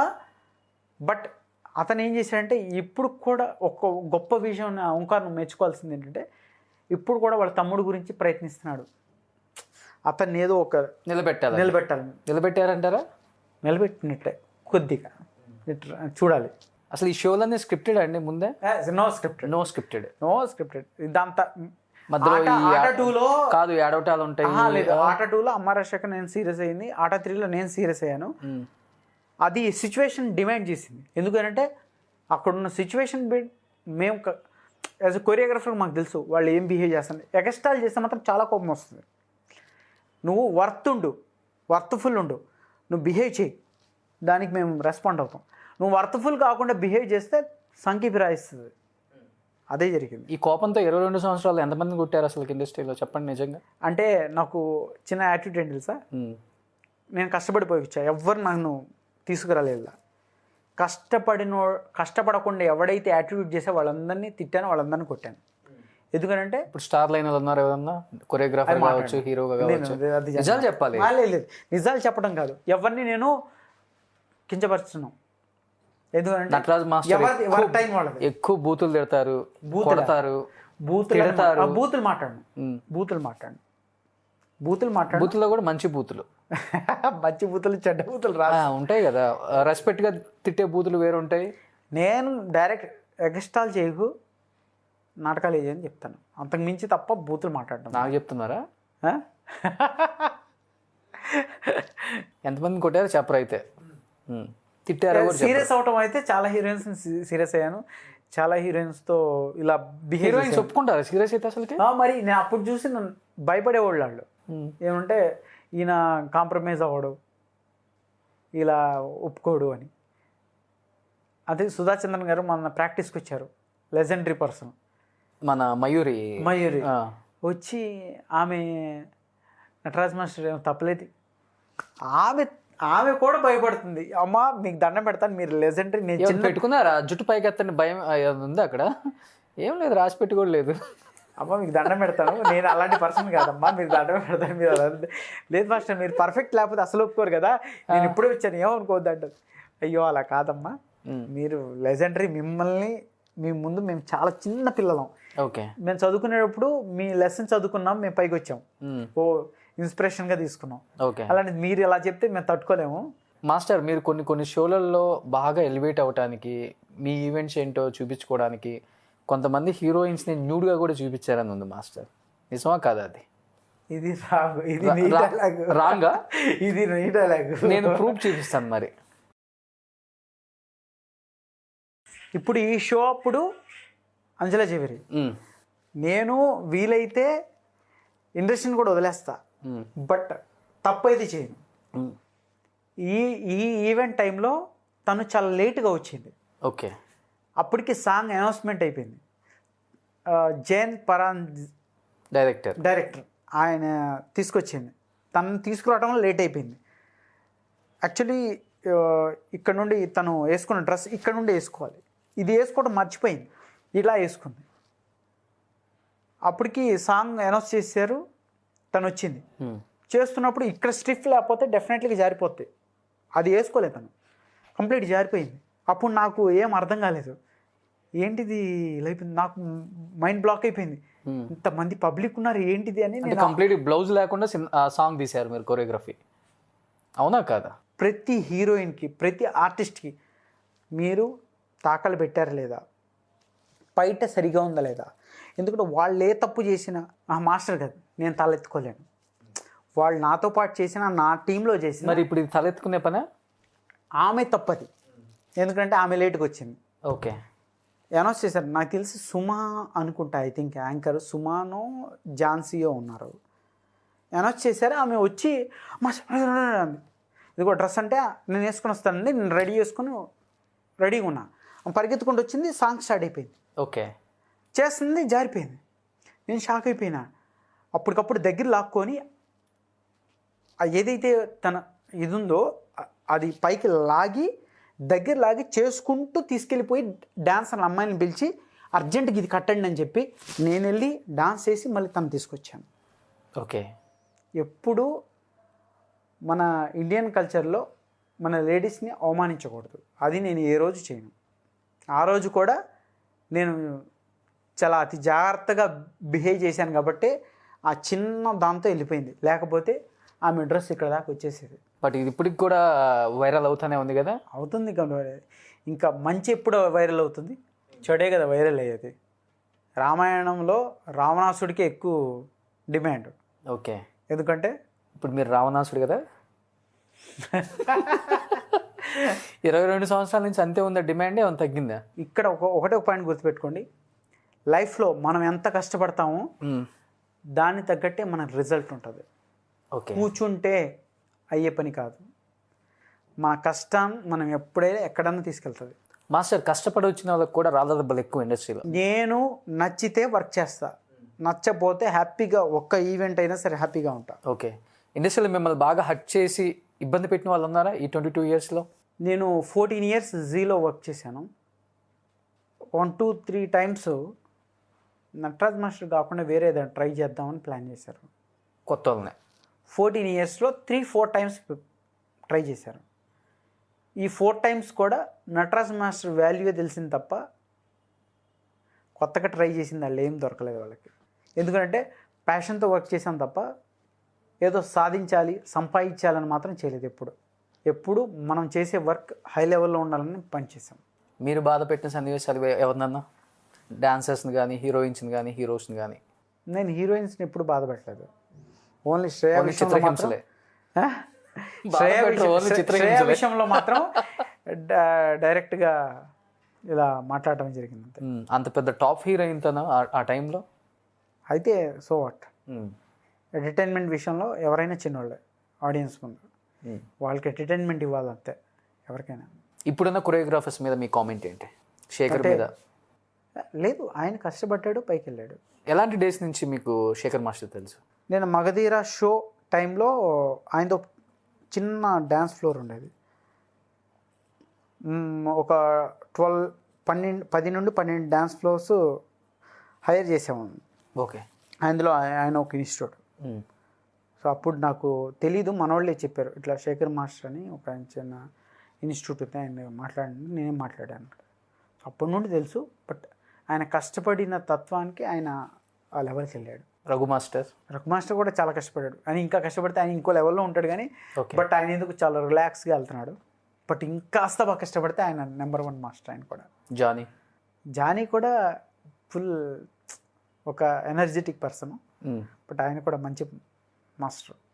నటరాజ్ మాస్టర్ నా గురించి నేను చెప్పుకుంటాను. జానీ మాస్టర్ కూడా మగధీర షో అప్పుడు పిలిపించాను ఫస్ట్ టైం. అప్పటికి ఆయన మాస్టర్ కాదు, నేను మార్షల్ ఆర్ట్స్ చేసేవాడిని. అల్లు అర్జున్, రామ్ చరణ్ వీళ్ళందరికీ నేర్పించే జాక్సన్ మాస్టర్ అనేవాడు. ఆయన్ని కలవటానికి వచ్చాడు ఫస్ట్ టైం జానీ మాస్టర్, చిన్న ట్యాబ్ తీసుకొని. అప్పటికి ఆయన అల్లు అర్జున్, రామ్ చరణ్ కలవటానికి మా జాక్సన్ మాస్టర్ దగ్గరికి వచ్చాడు ఆయన. ఓకే. చిన్న ట్యాబ్ తీసుకొని అప్పుడు ఫస్ట్ టైం యూసుఫ్ కూడా అనుకుంటా. సో వచ్చి ఆయన సాంగ్ చూపించాడు. మా క్లాస్ చెప్తున్నాడు ఆయన. నేను మాస్టర్ని పరిచయం చేశాను, జాక్సన్ మాస్టర్ని. ఆయన చూశాడు. సో తర్వాత అక్కడ పరిచయం చేశాడు. మరి అట్లా ఏమైందో తెలియదు, బట్ ఆయన ఇప్పుడు వన్ ఆఫ్ ది లీడ్. ఇప్పుడు ఆ ఇంటి శిష్యుడు అయ్యాడు కదా. ఎందుకని హీరోస్ మొత్తం ఒక్కొక్క డ్యాన్స్ మాస్టర్ని వాళ్ళ ఇంటి శిష్యులుగా పెట్టుకున్నారు? లేదు, వాళ్ళ బాడీ లాంగ్వేజ్ తగ్గట్టు ఎవరైతే కంఫర్ట్గా ఉంటారో వాళ్ళని ప్లాన్ చేసుకుంటారు. ఇప్పుడు Allu compound, mega compound Jani పడ్డారు. శేఖర్ వచ్చేసరికి అన్ని కాంపౌండ్లో ఉన్నారు ఆల్మోస్ట్. రఘు వచ్చేసరికి ప్రభాస్ కాంపౌండ్ అండ్ ఇంకొన్ని కాంపౌండ్స్ ఉన్నాయి. ఇలా కాంపౌండ్స్ ఒక్కొక్క డ్యాన్స్ మాస్టర్కి ఒక్కొక్క కాంపౌండ్ ఎందుకని ఇట్లా? లేదు, కంఫర్ట్ అంతే. హీరోల కంఫర్ట్ తగ్గట్టు వెళ్ళిపోవటం అంతే. అట్ ది సేమ్ టైం హీరోలకు కూడా ఒక సపోర్టింగ్ క్యారెక్టర్ కావచ్చు, ఒక ఆర్టిస్ట్ కావచ్చు, ఎప్పుడు పక్కన ఒకళ్ళైతే ఉంటారు. వాళ్ళ సినిమా ఉందంటే ఈ ఆర్టిస్ట్ పక్కా ఉంటారు. అసలు ఏంటది ఆ హీరోస్కి ఎవరు అలవాటు చేశారు అది? ప్రతి మనిషికి ఒక ఎనర్జెటిక్ పర్సన్ పక్కన ఉండాలి.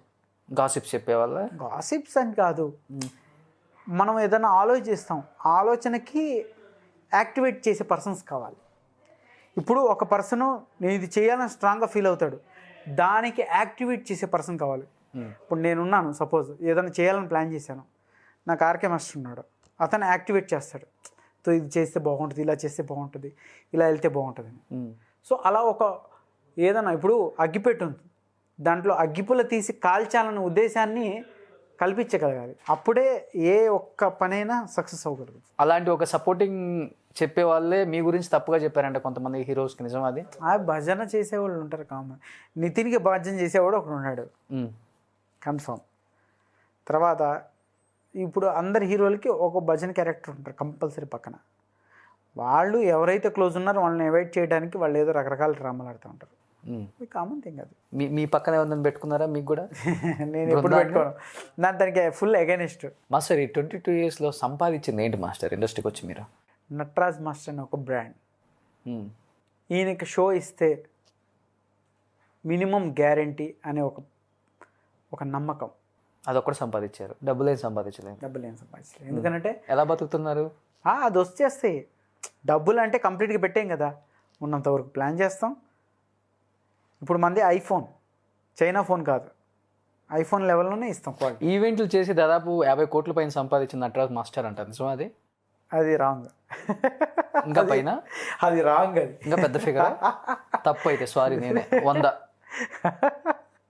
అలా ఉంటే ఇక్కడ ఉంటాను. ఆల్రెడీ నేను ప్రొడ్యూస్ చేసేవాడిని, అందుకని మంచి షేర్లు వేసాం మీకు ఇవాళ. ప్రొడ్యూస్ చేశారు ఏమన్నా? ఏం చేయలేదు కదా? ఏం చేయలేదు, చేయను కూడా. తప్పు చేయను. ఒక కొరియోగ్రాఫర్గా మంచి పేరు వచ్చింది, హీరోగా అన్సక్సెస్ఫుల్ అయ్యానని ఎప్పుడైనా ఫీల్ అయ్యారు ఇండస్ట్రీకి వచ్చి? నేను సైకి ఫీల్ అయ్యాను.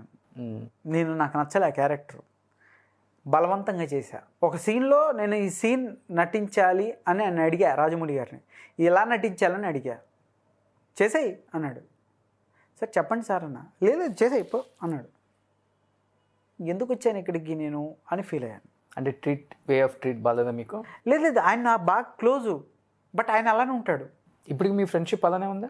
లేదు, ఎప్పుడైతే మగధీర డే టు డ్యాన్స్ అని ఒక డ్యాన్స్ షో చేశాను, ఫస్ట్ పాయింట్ ఎక్కడ ఆయనకి నాకు చెడిందంటే, నేను డ్యాన్స్ షో మొదలుపెట్టినప్పుడు మగధీర అంటే లేడీ అండ్ జెంట్ ఇద్దరు డాన్సర్స్ కలిపి ఒక డ్యాన్స్ షోని విన్ అయితే మగధీర అని పెట్టా. ఆయన అప్పటికి మగధీరుడు అని ఉంది ఆయన మూవీ, మగధీర కాదు అయింది. ఓకే, మగధీరుడు. ఇప్పుడు కూడా మీరు చూసుకొని కావాలంటే మగధీరుడు అని టైటిల్. నాకు తెలియదు ఆ విషయం, మగధీర అని నేను పెట్టేశాను. తర్వాత నన్ను ఏమన్నానంటే మగధీరుడు అని ఆయన రాజమౌళి పెట్టారు, నువ్వు మగధీర అని ఎలా పెడతావంటే అవునా అని చెప్పి నేను చూస్తే మగధీరుడు అని. సరే ఆయన బయట గురించి వెళ్ళాను నేను ఒకసారి. నువ్వేంటి మగధీర అని పెట్టావు అన్నాడు. సార్ నాకు తెలియదు, మీరు మగధీరుడు కదా మీ టైటిల్, నాకు తెలియదు, నేను ముందే పెట్టుకున్నాను సార్ అన్నాడు. అవునా అన్నాడు. బయట చెప్పాలి సార్ అంటే చెప్తా అని అక్కడ నుండి ముఖభావం చూపించాడు ఆయన. అప్పుడు వెళ్ళరు కానీ బట్ మనం గర్వించే తగ్గ లెవెల్లో ఆయన వెళ్ళాడు, అదొక్కటి సంతోషం. మీ ఫ్రెండ్ మంచి, మా ఫ్రెండ్ అనకొద్దు, ఆయన ఒక మంచి లెజెండరీ డైరెక్టర్. అసలు ఆ పాయింట్లో కూడా మనం ఆలోచించొద్దు.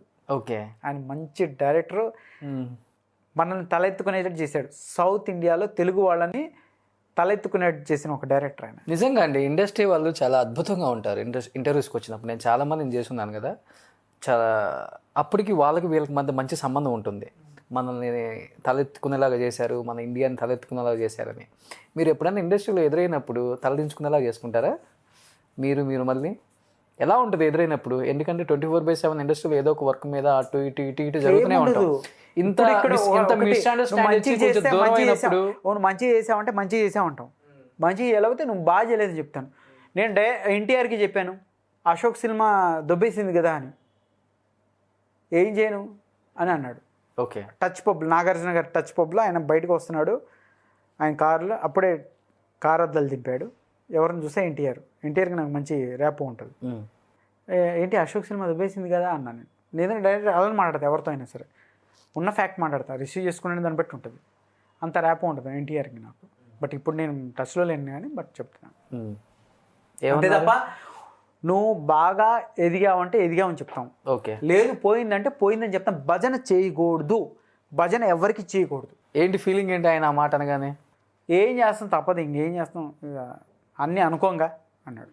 మీ ఇద్దరికి బాగా గుర్తుండిపోయిన ఒక మంచి మెమరబుల్ మూమెంట్ ఏంటి? ఎన్టీఆర్కి నాగా నేను గొడవ మూవీ, కోదండరామ్ రెడ్డి గారిది గొడవ, వాళ్ళ అబ్బాయి హీరో, నేను అందులో చేస్తున్నాను.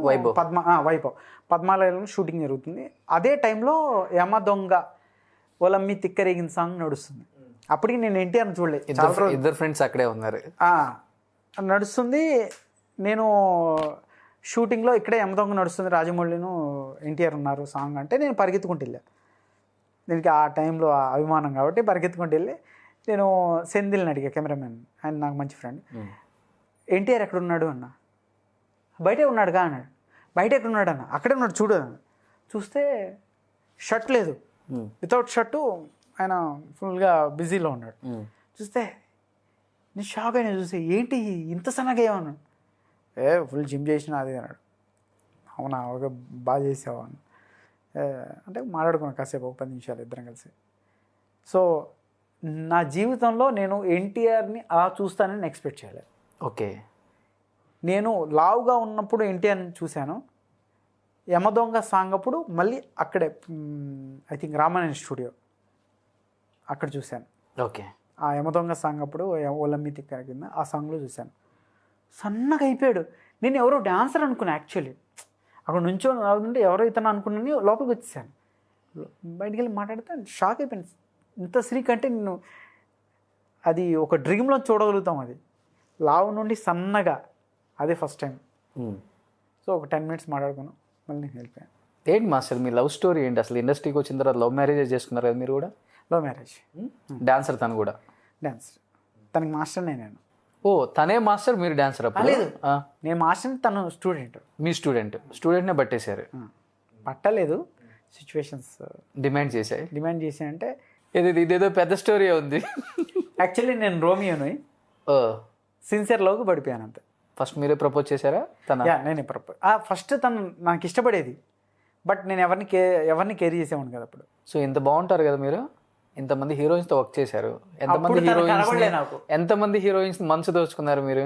అట్లేం లేదు, అది చెప్పకూడదు. ఎందుకంటే ఒకళ్ళు వీళ్ళు అని నేను పాయింట్అవుట్ చేసి మాట్లాడకూడదు. ఎందుకంటే లేడీస్ని ఎప్పుడు వీళ్ళు నాకు పడ్డారు, వీళ్ళు నాకు ఇది అని మనం ఎప్పుడు మాట్లాడకూడదు. ఎందుకంటే వాళ్ళ పర్సనల్ లైఫ్ వాళ్ళకు ఉంటుంది, మనం మాట్లాడకూడదు. బట్ నేనైతే రోమియో ఉండేవాడిని ఫుల్. సిన్సియర్ లవ్కి నేను పడిపోయాను. తను నాకు ఇష్టపడేది, నేను కేర్ చేసేవాడిని కాదు. కట్ చేస్తే నేనే ఇష్టపడే పరిస్థితి వెళ్ళింది. అంటే అన్ని చూసి కేర్ చేయలేదా? లేదు, అట్లేం లేదు. నేను అన్ని చూస్తున్నప్పటికీ అంటే ఒరిజినల్ లవ్ ఏంటి, ఫేక్ లవ్ ఏంటి తెలుసుకునే పరిస్థితి అప్పుడు ఏర్పడింది. ఓకే, అట్రాక్షన్కి లవ్కి తేడా అప్పుడు తెలిసింది నాకు. ఓకే, పెళ్లి చేసుకునే ముందు తెలిసింది. సో డాన్సర్ని పెళ్లి చేసుకున్నారు, ఇప్పుడు ఇద్దరు కలిసి ఈవెంట్స్ చేసుకుంటున్నారు. తను కొరియోగ్రాఫర్, మంచి కొరియోగ్రాఫర్. పేరేంటి? నీతు. ఇప్పుడు ప్రజెంట్ చేస్తున్నారు తెలుగులో? ఇప్పుడు నేనేం చేయట్లేదు, ఆమె చేస్తుంది. నేను మూవీస్ మీద దృష్టి పెట్టాను యాజ్ ఏ హీరోగా డైరెక్టర్గా. మళ్ళీ సెకండ్ ఇన్నింగ్స్ అనుకోవచ్చా హీరోగా? అంతే. సో సై దెబ్బ ఇప్పుడు వరకు మైండ్లోనే ఉండిపోయింది. ఇప్పుడు ఇంకో దెబ్బ కొట్టాలని వచ్చారు ఇండస్ట్రీకి. దెబ్బ పడనే మనం ఇంకా పడినే ఇప్పుడు చెరువులో నీళ్లు తాగించడానికి గుర్రాన్ని లాక్కొస్తాం, అర్థమైందా? అక్కడ నీళ్లు లేనప్పుడు లాక్కొస్తాం తాగమని, అక్కడ నీళ్లు ఉండవు. బట్ నీళ్లు ఉన్నప్పుడు ఎలా తాగటానికి రావాలో తెలుసు. ఓకే. ఇప్పుడు అదే పాయింట్లో నేను వస్తున్నాను, అంతే. అంతే తప్ప మనకి మెస్పరైజింగ్లో ఉండి రావట్లేదు. ఇప్పుడు నేను అన్నీ తెలుసుకొని వస్తున్నాను. ఓకే. మనకంటూ ఒక ప్లాట్ఫామ్ లేకపోతే ఎవ్వరు మనల్ని దాకరు. అది 22 years నుంచి తెలుసుకుంటూనే ఉన్నారు. తెలుసుకున్నాను కానీ బట్ ఇప్పుడు రాలేదు, బట్ ఇప్పుడు వస్తున్నాను. సో ఓవరాల్గా ఇప్పుడు హీరోగా యాజ్ ఎ డైరెక్టర్గా ఇండస్ట్రీలో మళ్ళీ మీరేంటో మీ మార్క్ ఏంటో క్రియేట్ చేయాలన్నమాట. సో 2021లో మళ్ళీ నటరాజ్ మాస్టర్ అంటే ఏంటో చూపిస్తారా మళ్ళీ? డెఫినెట్లీగా. ఎలా? యాజ్ ఎ హీరోగా, యాజ్ ఎ డైరెక్టర్గా? 2 విధాలుగా. మళ్ళీ ఏం మెస్మరైజ్ చేస్తారో చూస్తాం ఒక్కసారిగా. డెఫినెట్గా మనం ఏమి ఇస్తామో ఇండస్ట్రీ కూడా మనకి అదే ఇస్తుంది. సో మనం సిన్సియర్ని బట్టే మనకి ఏదైనా రిజల్ట్ వస్తుంది. సూపర్. అంతే, దీంట్లో ఏ మాయా లేదు, మర్మం లేదు. సో యాజ్ ఎ జడ్జిగా మళ్ళీ ఏమైనా ప్లాన్ చేస్తున్నారా? చేస్తే ఇదే లాస్ట్ షో అవుద్ది, అలాంటి షో చేయాలి తప్ప ఇప్పుడు రెగ్యులర్గా ఇప్పుడు డ్యాన్స్ అంటే ఏమైపోయిందంటే జిమ్నాస్టిక్ అయిపోయింది. డాన్స్లో చిన్న జిమ్నాస్టిక్ ఉండొచ్చు కానీ కంప్లీట్గా జిమ్నాస్టిక్ అయిపోయిన పరిస్థితి ఏర్పడింది. ఆడియన్స్ని ఎలా అంటే వాడు జిమ్నాస్టిక్ చేస్తేనే డ్యాన్స్ అనే పరిస్థితి తీసుకెళ్ళిపోయారు. అవును, అది 100% రాంగ్. చిరంజీవి గారు, కమల్ హాసన్ గారు వీళ్ళందరూ చేసిన డాన్స్లు ఏదైతే ఉన్నాయో ఒక మంచి అంటే ఎక్స్ప్రెషన్స్తో మంచి గ్రేస్తో ఉండే మూమెంట్స్, అవును, అంటే జనాలకు అర్థమయ్యేటట్టు చేసేవాళ్ళు. కానీ ఇప్పుడు డ్యాన్స్ ఏమైపోయింది, జిమ్నాస్టిక్ అయిపోయింది. ఆ జిమ్నాస్టిక్స్ని పక్కకు పెట్టి ఎక్కువ ఫ్లోర్లో మూమెంట్స్ ఏం అవసరం లేకుండా గ్రేస్తో ఎక్స్ప్రెషన్స్తో డ్యాన్స్ చేస్తూ ఒక్క చిన్న జిమ్నాస్టిక్ 2-3 మూమెంట్లు చేస్తే చాలా అద్భుతంగా ఉంటుంది. ఆ రోజులు రావాలని కోరుకుంటున్నాను నేను. ఓకే. ఇప్పుడు అంతా నాశనం చేశారు, డ్యాన్స్ అనే దాన్ని నాశనం చేశారు. ఎవరు నాశనం చేశారంటారు? ఇది డాన్స్ మాస్టర్లో చేశారు కదా. లేదు, చెప్పకూడదు ఇది. డాన్స్ అంటే జిమ్నాస్టిక్ అనే పరిస్థితి తీసుకొచ్చారు. అదే ఇప్పుడు జడ్జిలు తీసుకొచ్చారా మన డాన్స్ మాస్టర్లే? అంటే నేను ఎప్పుడు ఎగెనిస్ట్నే. జిమ్నాస్టిక్ అనేది 1-2 మూమెంట్స్ ఉంటే బాగుంటుంది. ఓకే. కంప్లీట్గా డ్యాన్స్ అనేది డ్యాన్స్ షో అంటే డ్యాన్సే ఉండాలి. జిమ్నాస్టిక్ అనేది 2-3 మూమెంట్స్. దానికి కూడా ఒక పేరు పెట్టి షో పెట్టాలి, జిమ్నాస్టిక్ షో అని, డాన్స్ షో అని కాకుండా. అంతే కదా పెట్టాలి. కానీ మగధీర డే టు డ్యాన్స్ అని పెట్టి నేనే డ్యాన్స్ పెట్టి అక్కడక్కడ ఇలాంటివి పెట్టా. కానీ ఇప్పుడున్న సిచ్యువేషన్లో అన్ని జిమ్నాస్టిక్కే పెట్టారు, దీనికే పెట్టాలి డే టు డ్యాన్స్. మిమ్మల్ని చూసి నేర్చుకున్నారు. లేదు, దీనికి పెట్టాలి డే టు డ్యాన్స్ అని. ఓకే. సో జిమ్నాస్టిక్ షో పెట్టాలి, డాన్స్ సెపరేట్గా షో పెట్టాలి, అంతేనా? అంతే. డెఫినెట్గా అలాంటి షోలు కూడా వస్తాయి మనకి, ఇంకా ఎన్ని చూడాలో. కానీ ట్రెండ్ అయితే మారుతుంది, డెఫినెట్గా మారుతుంది. ఎందుకంటే జనాలకు కావాల్సిన ఎంటర్టైన్మెంట్. అంతే తప్ప వాడు టెన్షన్ పడుతూ వీడి కాలు ఎక్కడ ఇరిగిపోతుందా, వీడి చెయ్యి ఎక్కడ ఇరిగిపోతుంది, వీడి ముక్కు ఎక్కడ ఇరిగిపోతుంది అనే పరిస్థితిలో జనాలు టెన్షన్లో చూస్తున్నారు తప్ప ఎంటర్టైన్మెంట్ అవుతూ ఏం డ్యాన్స్ చూసాం ఎంత బాగుంది అనే పరిస్థితి పోయింది. ఓకే. మళ్ళీ ఆ రోజు రావాలని కోరుకుంటున్నాను. అలాంటి డాన్స్ మాస్టర్లు రావాలని మేము కోరుకుంటున్నాం. నేను చేస్తే అలాంటి షోనే చేస్తాను డెఫినెట్గా master. So wish you good luck master. So me future projects కూడా నేను ముందుగా కంగ్రాచులేట్ చేస్తున్నాను. At the same time wish you good luck also. Thank you so much Nataraj master. Thank you.